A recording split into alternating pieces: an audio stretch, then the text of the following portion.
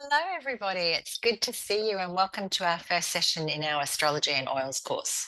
So today it's all about just checking out that birth chart that you should have received from me and understanding a little bit what all the squiggles and symbols mean. So that's our main focus today, is just to do that with you.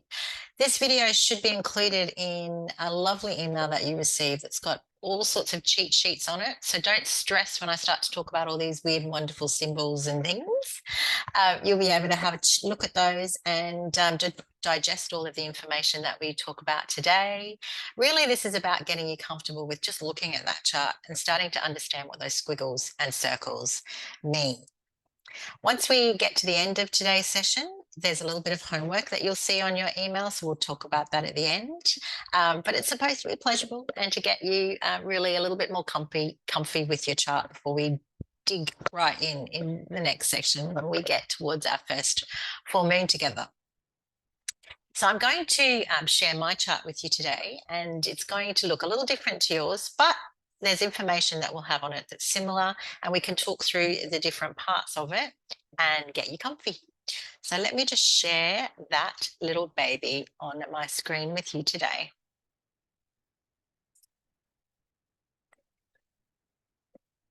All right, so now you should be able to see me in the corner of your screen. Hello there. And this is my chart, and it should be very much what you've received from me. Again, if you haven't, make sure that you reach out. We'll get that to you as soon as possible. You should see your name up at the top. The first thing I do want you to do is check the details are correct, okay? Because there's nothing worse than you looking at a chart that's incorrect. So you should see your birthday, your name, your birth date, whereabouts. Let me see if I can just get rid of this clicky business. That's a pain, but hold on. Now it's doing something scary, isn't it? No, no, no, no, no, no, no, no, no, no, no. Don't click on a spot is the, there we go. Now we're back. Don't click on it. It loves to be interactive, this thing, but I don't want it to be interactive today. Oh, look, and we'll make it a bit bigger. Okay, so your name's up the top, your date of birth, whereabouts in Australia or worldwide that you were born, the time. Now, I have got my approximate time on there. I'm fairly confident that that's right. Look, if you've given me a time that you're not comfortable in, or you've said, absolutely, I don't know what that is, you may see a midday sitting there, and that's okay. As we walk through, and for the purposes of what we're doing today, there isn't a lot on in this course that's going to be influenced by your time of birth. So don't stress. We can also, of course, do what's called a sunrise chart for you. We can work out the time that the sun rose on the day that you were born, and we can do it that way. But honestly, it's going to affect very little on what we're going to discuss. If you can find out your time of birth, of course, that is a great thing to do.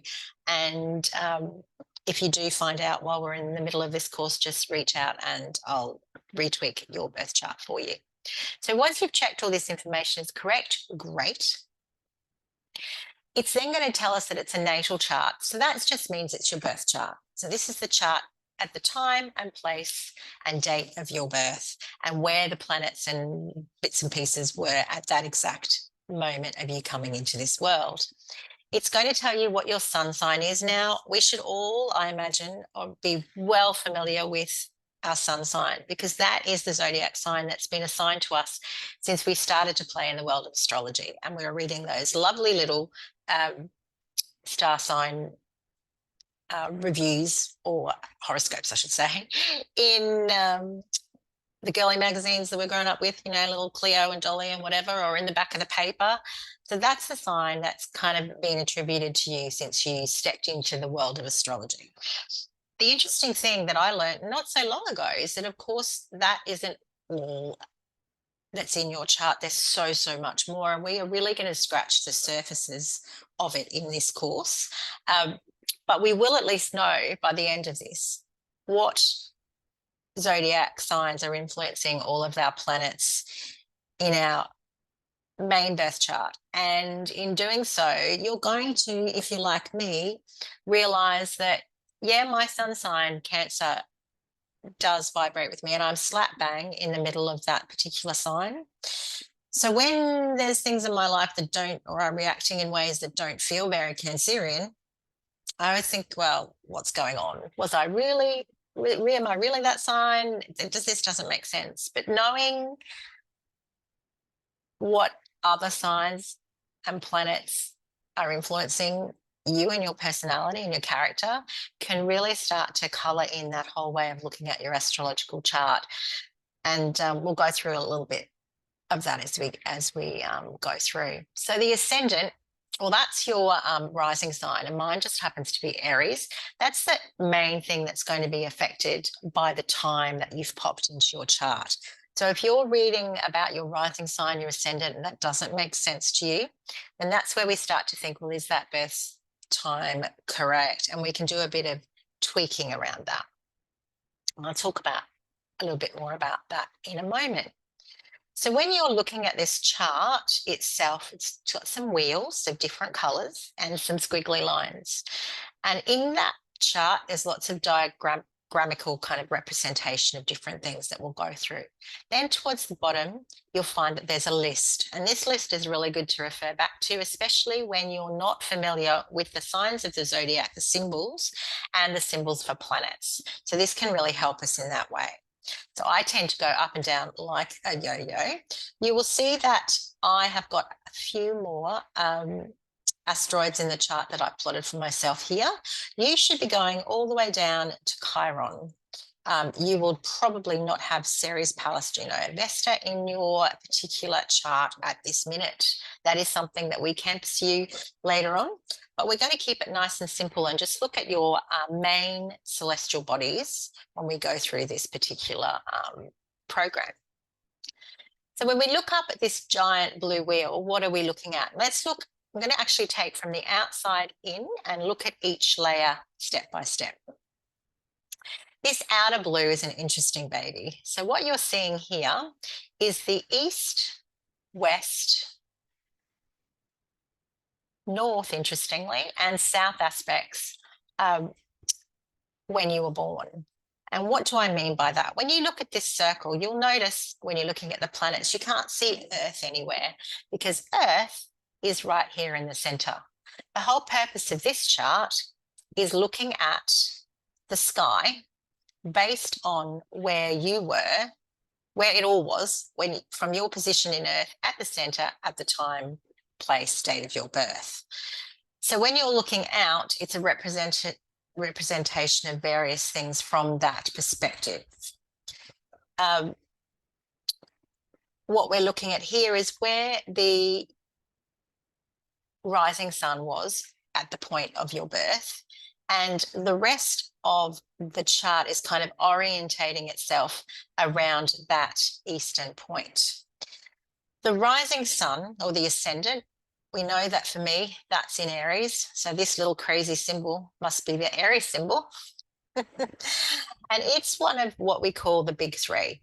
So your sun, moon, and your rising sign are like at the core of your astrological chart. And they're there for good reason. If you think about what's closest to us and making most impact on us, it would be the sun and moon, okay? Because the planets are getting further and further away from our core spot here on Earth. So those are your big three. And this is something we'll talk a little bit about in this course, but as it's influenced by your time of birth, please, if you're not sure of it, you can just disregard that and take it out of your analysis and your interpretation. These, as I said, rising sign, that is kind of like your, let me do some cheating because I have to do this all the time. It's basically your outlook on life and your first impressions. I mean, that's the big thing that for the ascending sign, it is for me. It's your first impression when you meet a new person. So when you meet me, you might think Cancerian, loving, nurturing. And I've always found that perhaps isn't the first impression that people get of me. Aries, that fire, that dominant kind of presence can really come out depending on the situation that I'm in. And that is my ascending and rings true to me. So that kind of helped me understand a little bit more of the first impressions that I can make when I'm moving into different situations. So that's your outer ring. And you can have a little look at what you're descending what your MC, which is your midheaven, and this little baby down here, which I'm so going to get the pronunciation wrong, but it's your Coli or Celi, and you can have a little look at what they mean. But in this particular group, the only one we're going to even kind of like spur on is your rising sign, only because it can be important if you do know your time of birth. So that's your outer ring. And the next you're going to see are your zodiac signs. Now, your zodiac signs are going to be in the same order, but start at a different place because, as I said, this wheel is going to orientate itself towards your east. Okay. So, for example, Cancer sitting down here. Cancer sitting down here is going to probably be in a different place on your chart. Okay. So your zodiac signs, I'm going to just cheat as I always do with my notes because I don't want to miss anything out for you. Your zodiac signs are really looking at the celestial path. So the sun, as it goes, as we look out, the sun is on a path from our viewpoint in Earth, and it's moving through 12 constellations in the sky. And those constellations are what make up the 12 zodiac signs you're seeing around. Given it's always the same path that it's moving through, you're always going to see the zodiac in a certain order. So Gemini is always going to come before Cancer, followed by Leo, and round we go.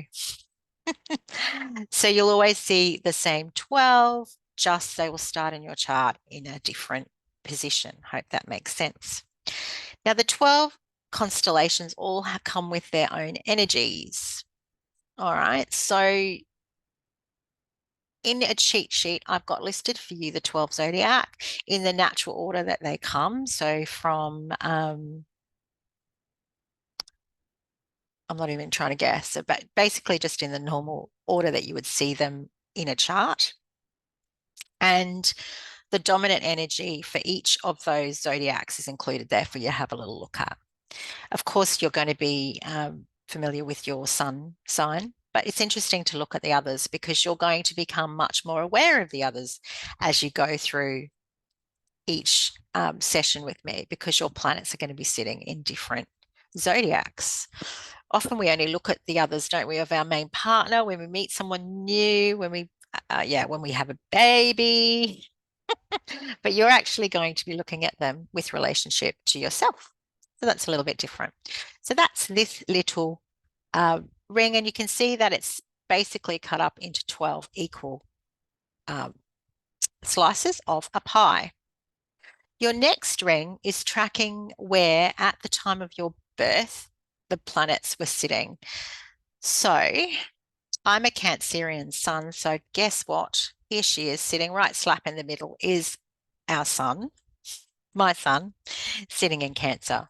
And as well as that, you're going to see some position of where she sits in here.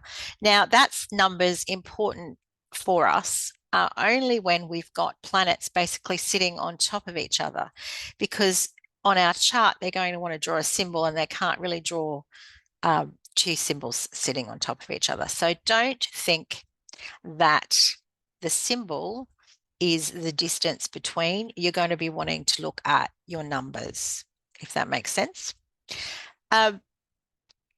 As I said earlier, each of these symbols, well, a lot of them are going to seem very foreign to you.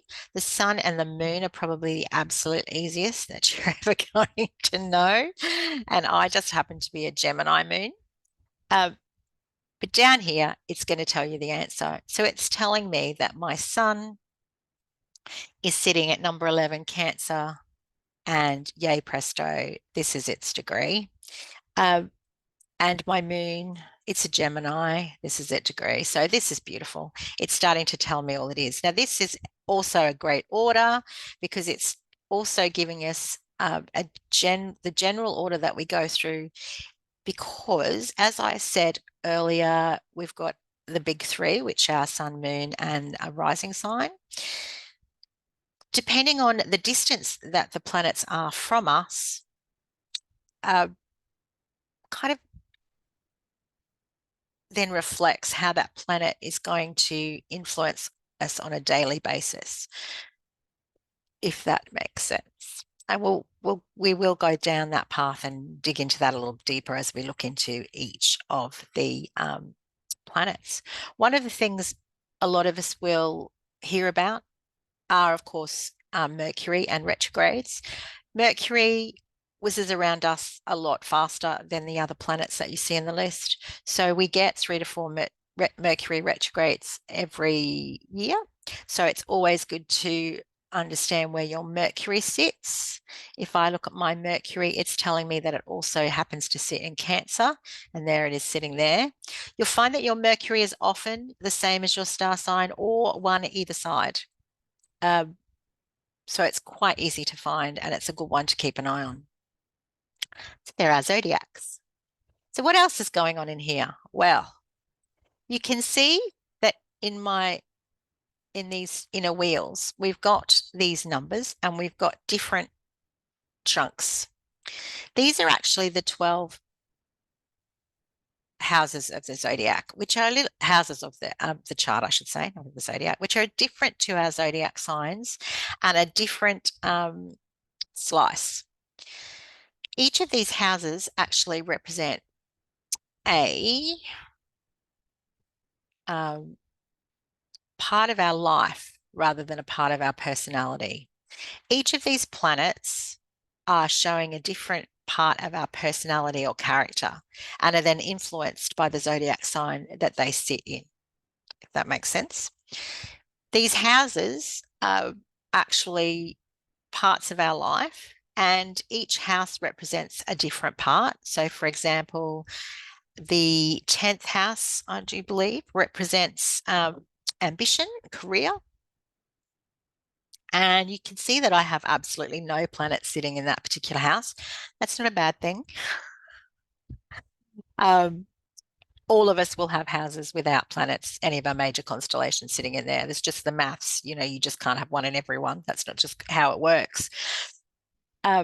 So another part of your birth chart is very much looking at houses and the planets that fall in each house, which will then have another kind of play on how your birth chart plays out for you. We're not going to be looking at houses in this course. We're going to be focusing on planets and the signs that they fall into and parts of our own personal character and how that's influenced. So they're houses. I have a cheat sheet on the basics of the houses, and it's good to kind of get a bit of a feel for them, especially if you're going to dip into astrology, because you're going to hear people talk about houses, planets, and where they're sitting as now. If you went to somebody to do a proper analysis of your birth chart, they would definitely look at the houses for you. So it's good to get our little mind around that and just start to get a feel for what that terminology looks like. The last part of our chart is all these squiggly lines, and everyone's going to have different lines. Some are going to have beautiful squares or triangles that go across their inner circle, and some are going to have wackadoodle half kind of, all the actions happening on half of their chart. Some are going to have all the action happening on like one little quadruple, like little 3 sections here, and it's just like crazy. It's all just in 3 houses. So what this is showing is things called aspects, and that's basically the relationships of planets within themselves, the communication that's happening within planets. When you're looking at astrology and people are talking about what's happening in the skies right now, they will talk about the aspects. They'll talk about planets in conjunction, in trines, in squares. And what that's doing is it's talking about how planets are communicating with each other, whether they're opposing each other, whether they're working together, and how that might be playing out in your life. In this instance, these particular aspects are showing how the planets were at the time that you were born, who was playing nicely, who wasn't. And in a whole birth chart reading, the astrologer would have a look at that for you and again talk about how that might play out in your life. So there's a little bit in a cheat sheet about aspects, but honestly, that isn't something that we're going to look at again in this process, but it is good to understand the terminology that comes with aspects when you're looking at your astrology info and readings just out there in the world. Otherwise, it's just like you're reading a whole host of gobbledygook. So that will help you understand it. This particular birth chart is a chart that you could work with an astrologer on, and they will give you all of that depth. But the purpose of this session with us today in this course is more really about looking at your core personality traits and understanding a little bit about you and how you might react in the world.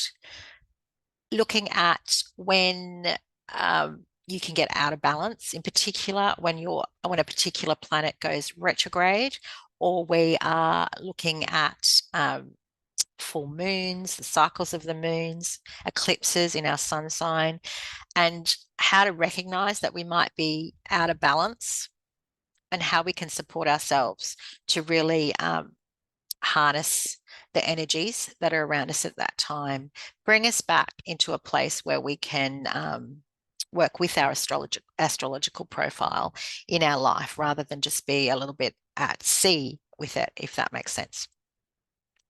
So that's your circle. Woo. Now, you'll see at the end of the email that I'm sending to you that I've got some homework for you guys. And it's really just about getting you a little bit more au fait with the symbols, a little bit more comfy, and the elements. So there are 5 elements that I will talk about during this course. Our planets, zodiac signs, are all linked to 4 in particular, and they're the more physical elements that we all know and love. So we have fire, water, earth, and air. Our 5th element, which will be very much relevant when we talk about essential oils and how we deal with our supporting ourselves when we're going out of balance, is of course the Akasha, the spirit. So when you're looking at your particular astrological profile here, you're going to see that your planets are sitting in particular signs, and each sign is linked to a particular element. This little triangle over here is giving you a bit of a hint because you might have heard me say fire, air, earth, and water. And that's exactly what we've got here with the red, orange, green, and blue signs. So in your cheat sheet, I have got a little section that is talking about fire, air, earth, and water. Rather than cheating, I'd like you to have a little look at your sun all the way through to Chiron. You could ignore your true node for me and also ignore your rising sign if you don't know your birth time, otherwise include it. And I would like you to work out how many of your main celestial bodies and your rising sign, if it's applicable, sit in each of the fire, water, earth, and air signs. In the cheat sheet, you're going to have a little info around about how each of those signs might manifest, and just have a little bit of a thought about whether any of that relates to you. I am very much, I've just lost my mouse, which is going to just be joyous, isn't it? Lordy, lordy, lordy. So excuse me for a moment while I just grab her. This is the joy of doing a live from a room when everyone's out for 5 minutes and I'm kind of teetering on the bed. So what in that particular cheat sheet, you're going to see how your fire, air, water, and earth energies might play out. And by looking at how many are within each, I want you to get a feel for how that might play for you. So I am particularly water and fire loaded. As you can see, my sun is happily sitting in water. My ascendant is in Aries, which is fire. Yes, I do have a little bit of air, and that just happens to be my one and only moon sign, which is a big one for me astrologically. Cancer is ruled by the moon. We're an emotional little group, even when we're sitting in our sun sign. And to have, so the moon is big for me. And my moon sign of Gemini being in air just adds a completely different spin to the way that I deal with the emotional world. It's crazy, but it really is the only thing sitting in air for me. I haven't got much else at all, and I've got very little in earth. And when I look at what's sitting in earth, for example, if I do have anything happily playing in there, it's not much. It doesn't mean a great deal to me. And as the planets are further and further away, it has less of a daily impact and more of a kind of a transitional change impact. And we'll go through that as we go. So, yeah, have a look, do that for me. The second bit of the homework is to get yourself, if you don't already, some kind of regular tap into astrological horoscopes. And I don't mean just grabbing out, your Woman's Weekly and having a look at what's in there. Although I'm not dissing the Woman's Weekly. I've grabbed this particular birth chart for you from astro.com. That's not a bad one to go to. I get their monthly email comes through to me, and I can just have a little bit of a dip in and out to that depending on what's going on. It will help you to cement the language, and also they'll start to talk about things like your moon sign quite often around the moon phases, especially around new and full moon. They'll talk about what's happening in the skies right now. And so, for example, 2025, we've got lots happening in Aries, all sorts of weird, wonderful things happening in Aries.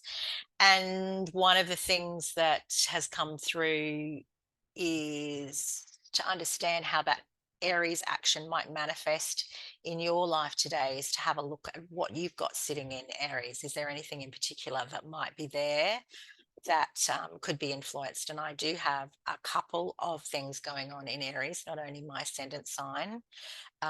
You can also see another of the major planets plus Chiron, which is our core wound. So I've got kind of a bit of action happening in there.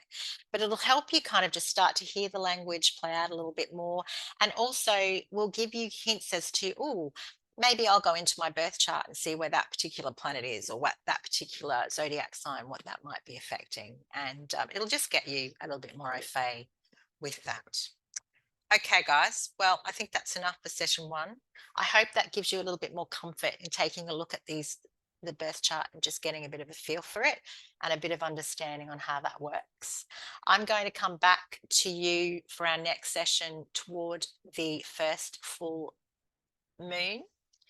That is only a little while away. Not even a week or two. And in that session, we're going to have a little look at a retrograde lunar cycle planner for this particular year and get a bit of a feel for where the planets are right now, who's running direct and who's in retrograde. And we're also going to have a little look at of course, the moon cycles, in particular the full moons, because I think that's the time where we can find ourselves get a little bit out of kilter. We're going to take a deeper dive into your sun and moon signs, give you a bit of information that you can take away from that, and have a little bit of self-discovery into how you feel about that. And also we'll start to see our essential oils can really help us when we're starting to hit that particular balance. I've also, one of the reasons I've got you to take that deeper dive into elements is, of course, you might be wondering how essential oils are going to kind of even sit here and help us with this, because you know that they're my absolute number one passion. Plant medicine, essential oils, where they come from in terms of their material are going link them to a particular energy. And folklore, the plant itself, the oil itself, how it's been used, the color of the plant also can link us to particular planets.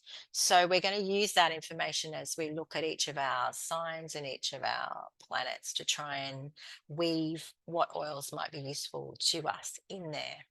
So it's a real little discovery and a real little weaving of astrology into our plant kingdom, which I hope you'll enjoy. And when you come out of our last session, not only will you be comfortable with these parts of your chart, you'll also have some tools at your disposal as to how you can kind of navigate not only through the next couple of months, but also through your life. Because if there's one thing that happens with astrology is it changes and patterns repeat. So we can use information that we gather for the rest of our life, not just for what's happening in the stars today. So if you've got any questions, please make use of our message group that I've set up for you, that you should all be a member of. You can also, if it's something you'd like to ask privately, just reach out, text me, give me a call, send me an email, whatever you're comfortable with, and happy to help. Have a great day, guys. Have a great time digging a little deeper into this crazy jargon and into your chart. And I look forward to seeing you all soon. Now, without my mouse, I need to try and say goodbye. I'm going to stop the share. Okay, guys, have a great day. And yeah, reach out with whatever you need, and I'll see you in a couple of weeks. Bye-bye.